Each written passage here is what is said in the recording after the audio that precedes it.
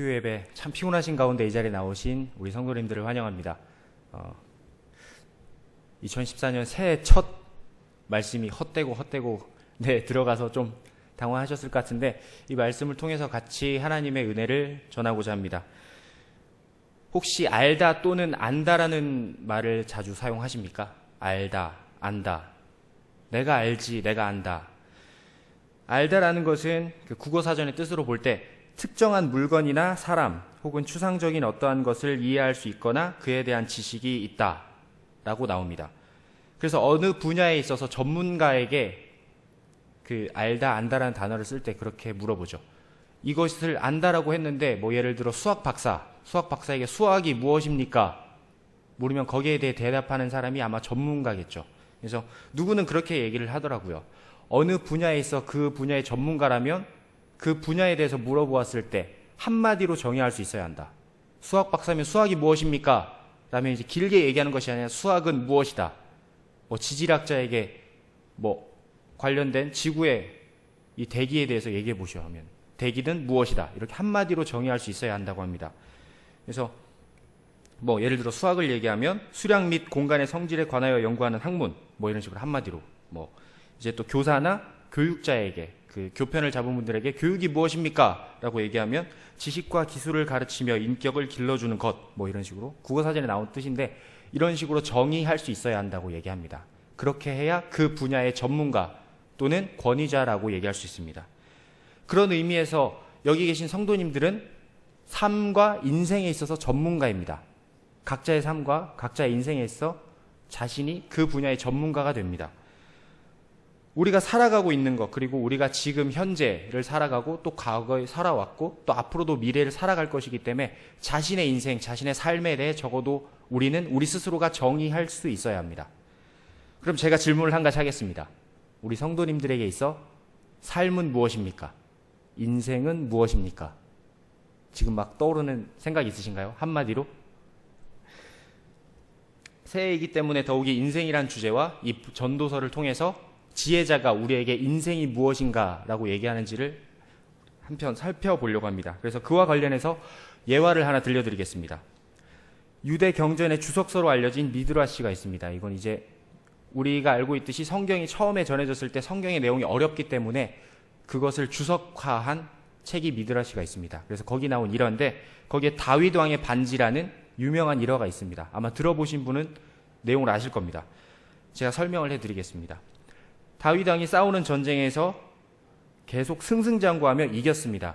그러던 중에 다윗 왕이 반지 세공을 한 명 불러서 그에게 반지를 하나 만들어 오라고 말했습니다. 그리고 왕은 반지를 만들면서 그 속에 글귀를 하나 넣으라고 말했습니다. 거기에 그 글귀를 넣는데 그 글귀의 내용은 내가 승승장구해서 끝도 없이 올라갈 때, 그럴 때 교만에 빠지지 않도록 할 수 있는 교훈의 한마디, 그리고 또 내가 깊은 수렁에 빠져서 힘들어서 실패를 거듭할 때, 낙심할 때 그 순간을 이겨낼 수 있는 글귀를, 이 두 가지를 충족할 수 있는 글귀를 반지에 새겨서 나에게 가져와라. 이렇게 얘기를 했습니다. 반지 세공이 반지를 만드는 일은 너무나 쉬운 일이었습니다. 그런데 다윗 왕이 요구한 이 글귀, 힘든 순간에 이겨낼 수 있도록 말해주는 한마디, 그리고 내가 한참 잘 나가고 있을 때, 흔히 말하는 세상에서 성공 가도를 달리고 있을 때 이 순간을 내가 기억할 수 있도록, 교만해지지 않도록 초심을 잃지 않을 수 있는 글귀, 이 두 가지를 충족하는 것. 그런데 그것이 글귀 한마디로 반지에 쓰여야 된다고 얘기했을 때 반지 세공은 너무나 어려웠습니다. 그래서 고민하다가 답이 나오지 않자 그의 아들 솔로몬을 찾아갑니다. 그리고 솔로몬에게 물었습니다. 이 답의 글귀는 어떤 것이 좋겠습니까? 솔로몬에게 물었더니 솔로몬이 답을 해주었습니다. 그리고 반지 세공은 그 자리에서 이것이구나 하고 돌아가서 그 글귀를 반지에 새겼다고 합니다. 거기 새겨진 반지의 글귀가 들어보신 적 있으실 겁니다. 이 또한 지나가리라. 이것 또한 지나가리라. 그 한마디였습니다. 이처럼 인생에 관한 질문은 과거에서부터 지금까지 있었습니다. 그리고 그런 모든 인생의 고민은 모든 인간의 평생의 고민일 것입니다. 태어난 순간부터 죽을 때까지 그 고민은 계속되어지고 그에 대한 대답, 자신 스스로가 내리는 대답은 매번 달라질 것입니다. 그런데 전도서의 저자 역시 그런 질문에 대해서 고민에 고민을 거듭해서 전도서에 그 자신이 내린 답을 이 전도서에 담아서 우리에게 알려주는 것입니다. 전도서 하면 가장 생각나는 절이 아마 본문에 나왔던 2절일 것입니다. 2절 제가 한번 읽어보겠습니다. 전도자가 이르되 헛되고 헛되며 헛되고 헛되니 모든 것이 헛되도다. 본문에서 원문 히브리어를 보면 여기 헛되다가 5번 나오는데요. 여기 헛되다를 쓴 표현을 정확하게 보면 헛되다에서 최상급의 표현으로 시작을 합니다. 최상급의 표현으로 헛되고 헛되다라고 2번 나오는데, 즉 헛됨의 최고의 표현을 전도자가 쓸 수 있는 최고의 표현으로 쓴 것입니다. 가장 헛되다. 그런데 전도서는 신기하게도 가장 처음에 전도서의 시작 앞에서 자신의 결론을 얘기를 합니다.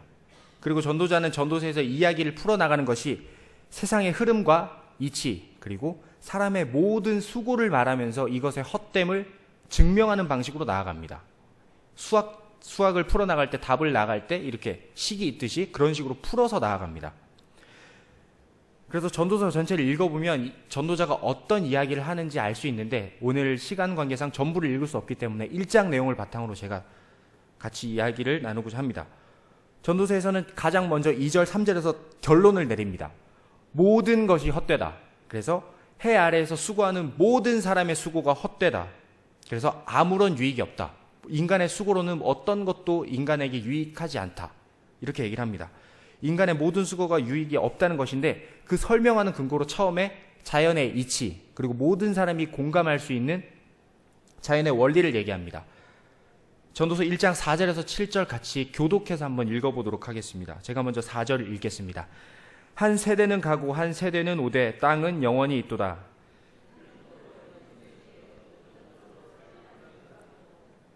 바람은 남으로 불다가 북으로 돌아가며 이리 돌며 저리 돌아 바람은 그 불던 곳으로 돌아가고.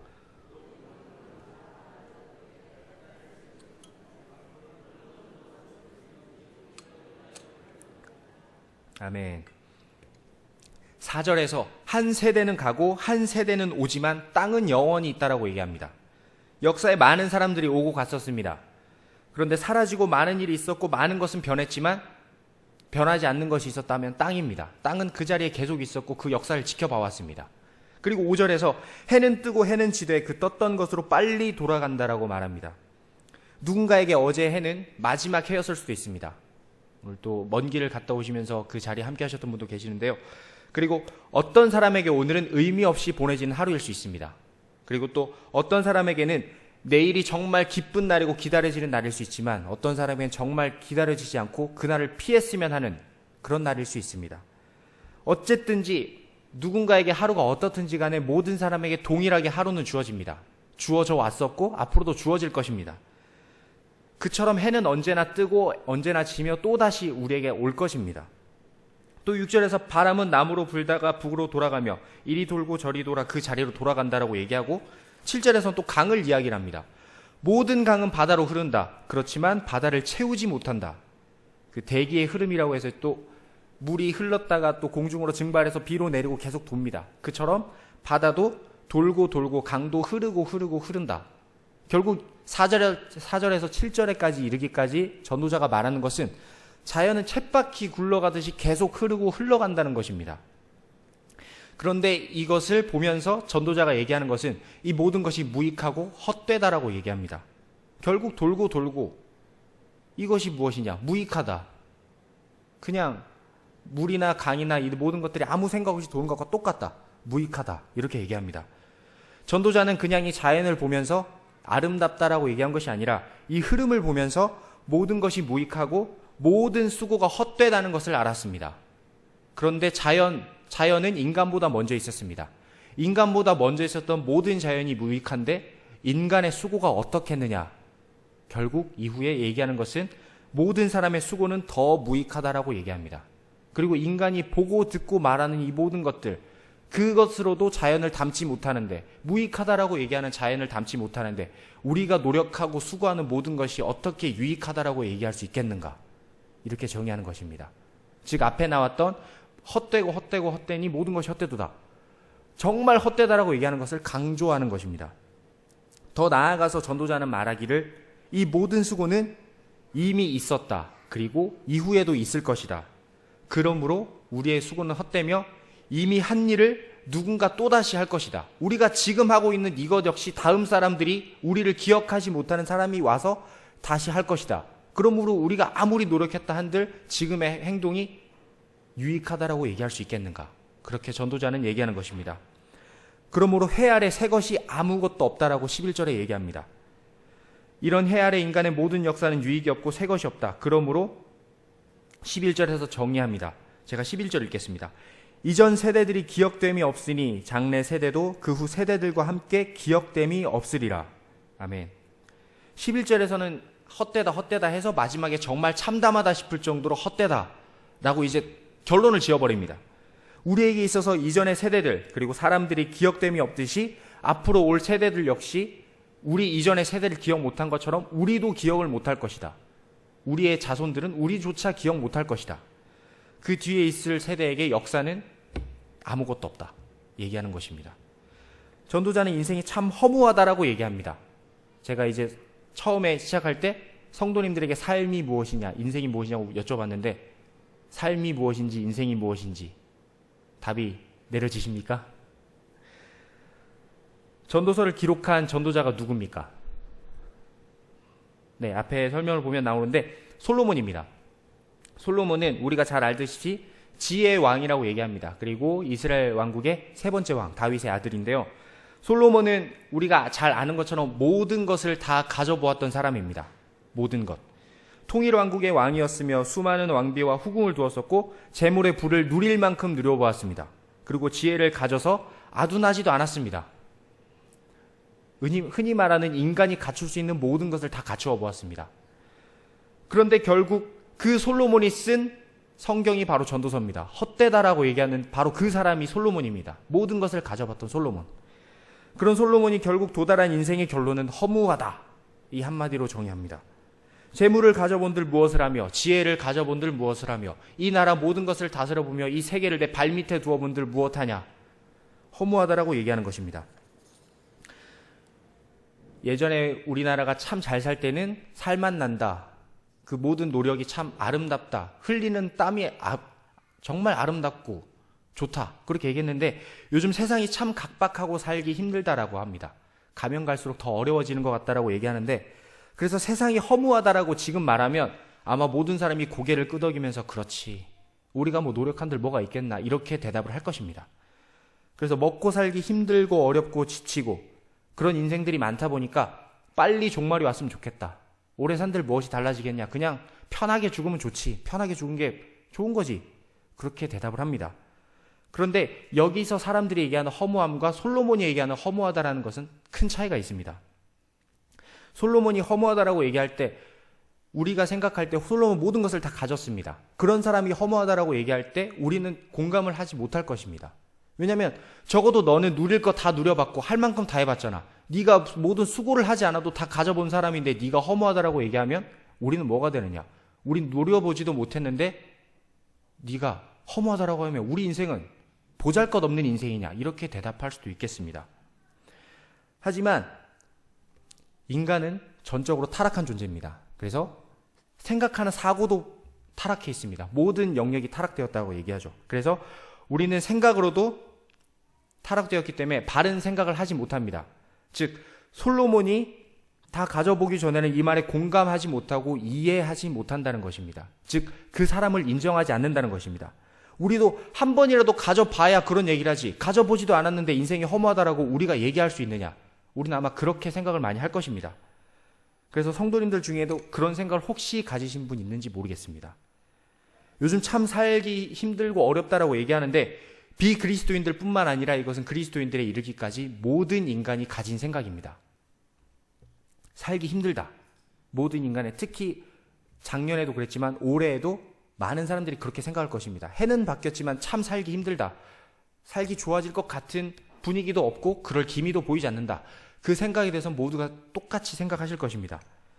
열심히 살려고 노력하는데 좋아질 것 같지도 않고 참 나는 노력하는데 환경이 좋아지지도 않고 그걸 떠나서 신앙생활을 할 때도 마찬가지입니다. 참 교회생활 열심히 하고 신앙생활 열심히 하고 싶은데 경제적으로 힘들어져서 헌금 내기도 힘들고 시간이 바빠서 교회 와서 예배 드리고 기도하고 싶은데 기도할 시간도 없고, 시간 내서 기도하는 것, 개인적인 기도 시간 가지기도 어렵고, 말씀 읽고 싶은데 말씀 읽은 시간조차 없이 바쁘다라고 아마 그렇게 생각하시는 분들이 있을지 모르겠습니다. 그리고 세상에서 이리 치고 저리 치여서 참 힘든데 맨날 교회 가서 말씀 들을 때 말씀을 하는 것은 세상과 멀어지는 것입니다. 세상을 도리어 등지라고 얘기합니다. 조금도 타협하지 말라고 얘기합니다. 참 세상에서 그렇게 싸우고 와서 만신창이가 돼서 왔는데, 교회 왔는데 똑같이 또 그럼에도 불구하고 세상과 타협하지 마십시오. 말씀 붙잡고 사십시오. 그렇게 얘기합니다. 그러면 뭐가 맞겠습니까? 그래서 우리 성도님들이 기도할 때 혹시나 이런 기도를 하신지 모르겠습니다. 하나님, 나 조금만 도와주세요. 지금보다 조금만 도와주시면 나 신앙생활 잘할게요. 나 이 문제 있으니까 이 문제만 해결해 주세요. 이 문제만 해결해 주시면 더 열심히 할게요. 헌금하고 싶은데 헌금할 돈이 없네요. 하나님, 경제적으로 조금만 도와주세요. 헌금도 열심히 하고 더 하나님 앞에 헌신하겠습니다. 하나님, 저 잘 아시잖아요. 나 힘든 거 누구보다 하나님 잘 아시잖아요. 그러니까 저 도와주세요. 이런 기도를 했을 때 만약에 하나님이 도와주셨다라고 한번 가정을 해보겠습니다. 그러면 우리의 삶이 나아지겠습니까? 과연 시간 내서 기도하겠습니까? 우리에게 24시간이 주어졌는데 혹시나 그럴 일은 없겠지만 36시간이 주어졌다고 얘기를 해봅시다. 12시간이 많아졌습니다. 우리가 그 시간만큼 더 기도를 하겠습니까? 우리가 경제적으로 조금씩 더 벌게 되었습니다. 우리가 헌금을 더 하겠습니까?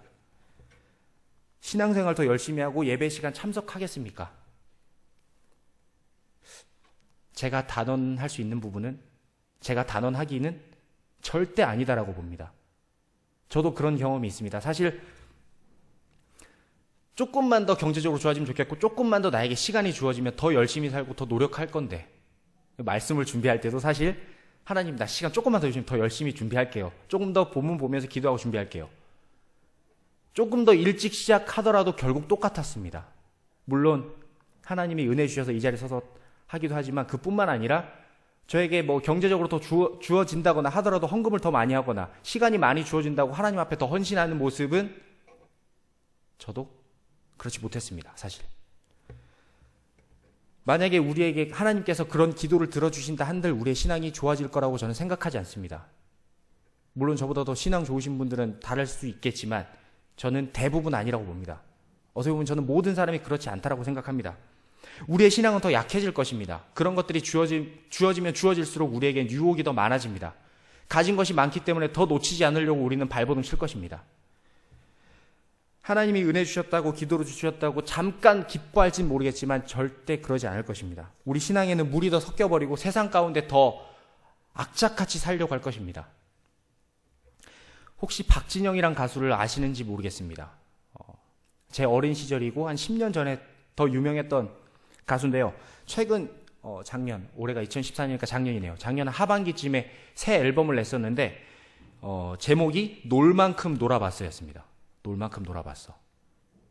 그 박진영이라는 가수를 아시는 분들은 알겠지만 흔히 말하는 잘 나가는 가수였습니다. 자기 이 제목을 쓸 만큼 정말 놀 만큼 놀아보고 벌 만큼 벌어본 사람입니다. 그 노래 제목에 따라서 가사를 일부를 조금 소개시켜드리자면 나 놀 만큼 놀아봤어. 왠지 몰랐어. 뭐 때문에 열심히 살지. 돈을 벌어서 어떻게 써야 하는 건지. 둘러보았어. 무엇으로 나를 채울지. 먹고 먹어도 왜 계속 배가 고프지. 이런 식으로 가사가 나옵니다. 이 이야기가 자신의 인생을 담은 이야기라고 한번 소개를 하더라고요. 그런데 실제로 그는 정말 돈도 많이 벌어봤습니다. 우리가 생각하지 못하는 만큼, 우리가 상상할 수 없는 만큼 돈을 만져본 사람입니다. 그리고 지금도 많이 벌고 있고요. 그리고 그만큼 놀 만큼 놀아보고 가질 만큼 가져보고 다 해봤는데 결국 이 사람의 가사 마지막에도 왜 계속 배가 고프지, 채워지지 않지, 허무하다라고 얘기합니다. 우리는 과연 다 가져보아야, 그리고 누릴 만큼 누려보아야지 이 허무함을 알 수 있겠습니까? 전도자도 얘기하지만 비그리스도인, 흔히 말하는 하나님을 모르는 사람도 인생의 허무함을 압니다. 그런데 우리는 꼭 그것을 경험해봐야지만 이 인생이 허무하다라고 얘기를 할 수 있겠습니까? 이 세상의 모든 것은 헛됩니다. 많은 것을 가져본들, 많은 것을 누려본들 똑같습니다. 잠시 이 세상을 살아가는 것, 어떤 사람은 조금 더 오래 살 수도 있고 어떤 사람은 요절해서 빨리 죽을 수도 있겠습니다. 하지만 그 인생은 얼마를 살든 짧게 살든 길게 살든 그 인생은 허무합니다. 이전 세대가 우리를 기억 못했듯이 우리를 아는 사람도 누구도 없을 것입니다. 100년 전만 해도 우리는 그 세대의 모든 사람을 알지 못합니다. 그처럼 이 인생 어떻게 산들 허무합니다. 이름이 알려진들 그 이름 금방 사라집니다. 전도자가 계속해서 말하는 것이 인생이 허무하다라고 얘기했는데, 그러면 우리는 전도자가 얘기하는 허무 그대로 허무주의자로 살아야겠습니까? 전도자가 얘기하는 것은 허무주의자로 살자는 것은 아닙니다.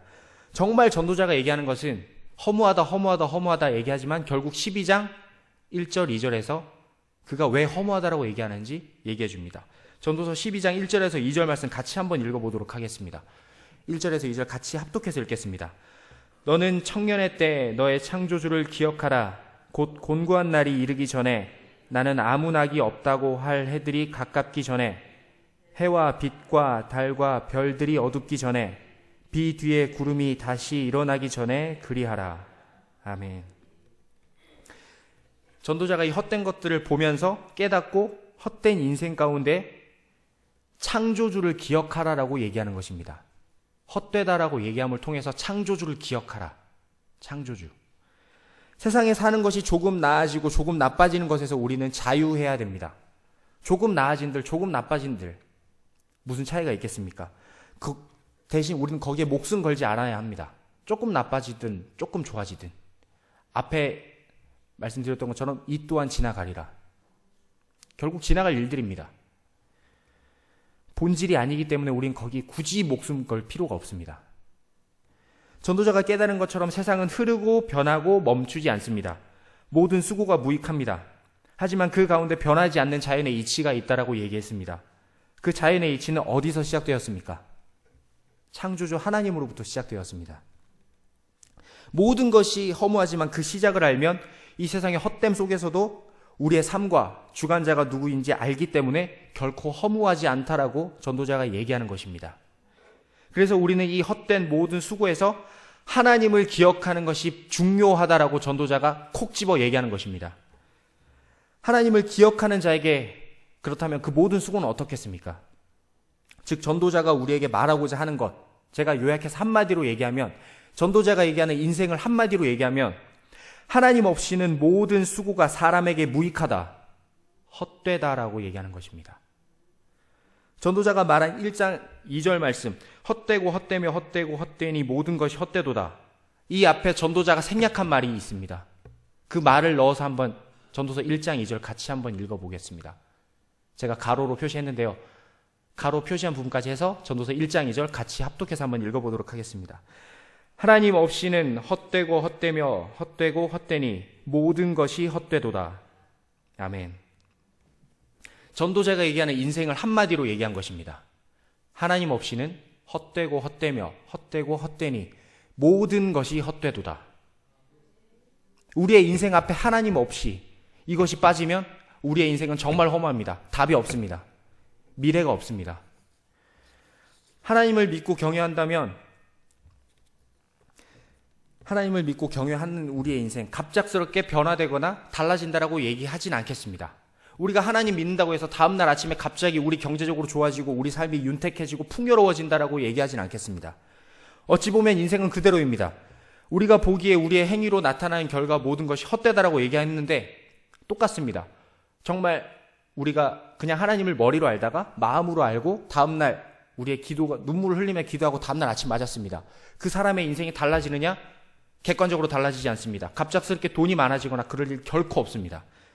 그럼에도 불구하고 우리가 하나님 안에서 수고한다면 우리의 수고는 헛되지 않습니다. 이것은 고린도전서 15장 58절에서 증명합니다. 제가 읽겠습니다. 그러므로 내 사랑하는 형제들아, 견실하며 흔들리지 말고 항상 주의 일에 더욱 힘쓰는 자들이 되라. 이는 너희 수고가 주 안에서 헛되지 않은 줄 알미라. 아멘. 우리의 육신의 눈으로 보면 우리의 수고는 별반 다른 것이 없습니다. 우리가 노력하고 수고하는 것, 밖에 사람들이 수고하고 노력하는 것, 우리 영의 눈이 아닌 육신의 눈으로 봤을 때 굳이 차이가 없습니다.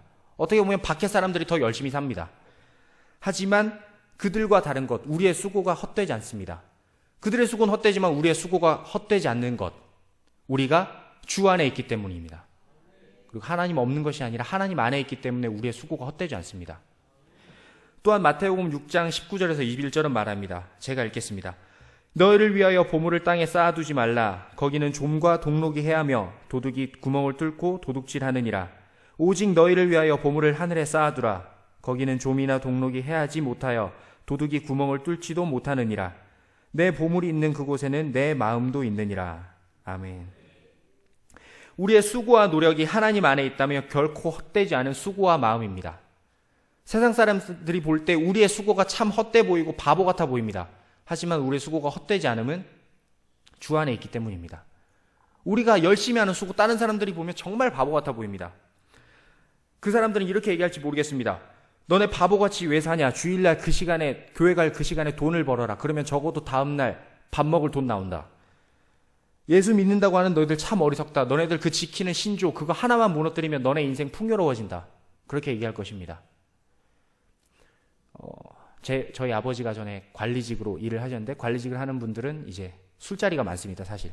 그런데 그 자리를 가면은 흔히 말하는 일을 따낸다고 얘기하죠. 일을 수립하고 그럴 수 있는데 그 자리를 가지 않으면 일 하나가 사라집니다, 사실. 하지만 그 프로젝트가 큰 게 될 수 있는데 그 자리를 마다하는 것. 제가 아버지가 그 고민을 하는 것을 본 적이 있습니다. 그런데 그 자리를 박차고 나가는 것. 그 사람들은 어떻게 얘기할지 모르겠습니다. 그걸 왜 놓느냐? 바보같이. 술 먹는다고 천국 못 가는 거 아닌데 그거 왜 하느냐? 그 잠깐 하는 거, 잠깐 타협해라. 그렇게 얘기하는 사람이 있을지 모르겠습니다. 그래서 많은 사람들이 그럴 것입니다. 교회 다니는 사람 참 바보 같다. 그거 잠깐 하면 되는 걸 왜 안 하냐고. 너네가 그 교회 가서 기도하고 성경 본다는 그 시간에 일을 더해라. 일을 하루만 더 하면 너네 삶이 풍요로워진다. 분명합니다. 그렇게 밖에 나가서 일하고 조금이라도 밖에서 땀을 흘리면 정말 돈 많이 법니다. 그만큼 열심히 살면 그만큼 우리에게 돈이 많이 주어집니다.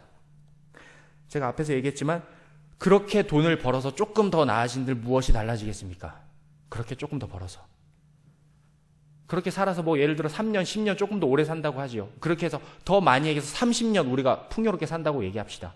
그러면 우리의 삶이 뭐가 달라지겠습니까? 결국 죽는데. 각박한 세상 속에서 각박히 산들 우리가 달라진 것 아무것도 없고 결국 그 인생은 허무한 것입니다. 반대로 우리의 모든 수고와 노력이 하나님 안에서 이루어지는 것이라면 어떻겠습니까? 세상 사람들이 볼 때 정말 바보 같습니다. 결국 돈 더 못 버는 짓이고 바보 같은 일 많이 합니다. 우리가 그 사람들 눈에 봤을 때 육신의 영으로 봤을 때 나아지는 것 아무것도 없습니다. 우리는 기도하면서 하늘의 천국의 상급이 쌓이겠지 얘기합니다. 천국의 상급이 쌓이겠지 하지만 결국 사실 이 땅에서 우리에게 더 주어지는 것 없습니다. 기도한다고 그 앞에 돈덩어리가 떨어지진 않습니다. 하지만 그것이 분명 하나님을 경외하는 삶이고 창조주를 기억하는 삶이라면 그것은 결코 헛되지 않습니다. 창조주 앞에서 피조물로서 사람의 본분을 기억하는 것. 만약에 그것이 하나님 앞에 드리는 수고라면 결코 헛되지 않습니다. 그리고 우리의 수고의 상급은 지금 보이지 않습니다. 아무리 노력해도 보이지 않는 일이고 어쩌면 죽을 때까지 우리는 우리 눈으로 보지 못할 수 있습니다. 하지만 그 상급은 하늘나라에 지금도 채워지고 있습니다. 그리고 세상의 수고는 사라지고 허무할지 모르겠지만 이전의 일들과 같이 사라지고 잊혀질지 모르겠지만 우리의 수고는 보이진 않지만 적어도 하늘에 쌓이고 있고 그 상급 절대 사라지지 않습니다. 주 안에 속한 수고는 결코 허무하지 않습니다. 우리 눈에 볼 때 결코 참 보이지 않아서 답답할 때 많을 것입니다. 하나님 나 이렇게 기도하고 하나님 앞에 수고하는데 아무것도 보이지 않는데 어떻게 삽니까? 나 이 땅에서 살아가야 되는데 나에게 육신 주셨으면 적어도 육신으로 살 수 있도록 해주셔야 되지 않습니까? 그런 마음이 들지 모르겠지만 우리의 수고가 절대 허무하지 않은 것은 우리가 볼 수 없기 때문에 어쩌면 그것이 더 아름다운 것일 수 있겠습니다. 무엇보다도 우리의 수고가 하나님께서 아신다면 모든 사람들 몰라든다 할지라도 하나님 아신다면 그것으로 족하지 않겠습니까? 2014년을 시작하는 시점에 우리 성도님들이 어떤 계획과 목표를 가지고 계신지 모르겠습니다. 기대되는 2014년이십니까? 아니면 매년 같은 새해 그냥 똑같은 해, 아니면 또 나의 계획을 이루어가는 과정인데 그 중에 한 해 달라진 것이다 라고 생각하시는 분들 계신지 모르겠습니다. 새해를 맞이하는 성도님들 기도 제목이 어떤 것이 있는지 모르겠지만 새해 좀 더 좋아지면 좋겠다, 또는 살림이 조금 더 폈으면 좋겠다, 그리고 자네들이 좀만 더 잘 되면 좋겠다 하는 바람이 있을지 모르겠습니다. 물론 이 바람이 잘못됐다라고 얘기하는 것은 아닙니다. 그 바람이 인간적인 마음에 참 맞는 것입니다. 인간적으로는 우리가 육신에 속했기 때문에 이 땅을 살아가야 되기 때문에 그 바람이 어쩌면 당연한 것일지 모르겠습니다. 하지만 우리가 본질은 놓치지 않았으면 좋겠습니다. 헛된 것에 마음을 두지 않았으면 좋겠습니다. 헛된 것에 우리 주 목표가 아니었으면 좋겠습니다. 지혜자의 교훈을 결코 놓치지 않았으면 좋겠습니다. 지혜자 솔로몬은 다 가져보고 나서야 이 진리를 깨달았습니다. 솔로몬이 이 전도서를 정확하게 언제 몇 살에 썼는지는 정확하게 모르겠습니다. 하지만 전도자는 이것을 쓸 때 적어도 모든 것을 다 가져본 상태에서 아마 이 진리를 깨달았을 것입니다. 그런 의미에서 우리는 지혜자보다 더 지혜로운 사람들입니다. 우리는 지혜자의 교훈과 성령의 인도하심으로 인하여서 굳이 그 세상 것들, 헛된 것들 다 채워보지 않고도 우리는 이 인생이 헛된 것을 압니다. 꼭 가져봐야 이 인생이 헛된 것을 알겠습니까? 우리는 가져보지 않아도 인생이 헛되다는 것을 안 지혜자보다 더 먼저 된 사람들입니다. 우리에게 이 지혜를 주신 하나님을 더 사랑하고 경외했으면 좋겠습니다. 우리 이 지혜로부터 멀어지지 맙시다. 잠시 왔다가 가는 이 짧은 인생에서 중요한 것은 길이가 아니라 방향입니다. 우리 이 방향에서 벗어나지 말고 오직 하나님만 붙잡았으면 좋겠습니다. 헛된 것들 속에서 헛된 것들이 많은 이 세상 가운데서 우리 진리를 찾읍시다. 헛된 것을 채우지 말고 하늘나라의 상급을 쌓고 그 상급을 위해서 달려가는 우리 성도님들과 제가 되었으면 좋겠습니다. 2014년 더욱더 하나님 앞에 엎드리며 하나님을 경외하는 우리 한 해가 되었으면 좋겠습니다. 기왕같이 통성으로 기도했으면 좋겠습니다.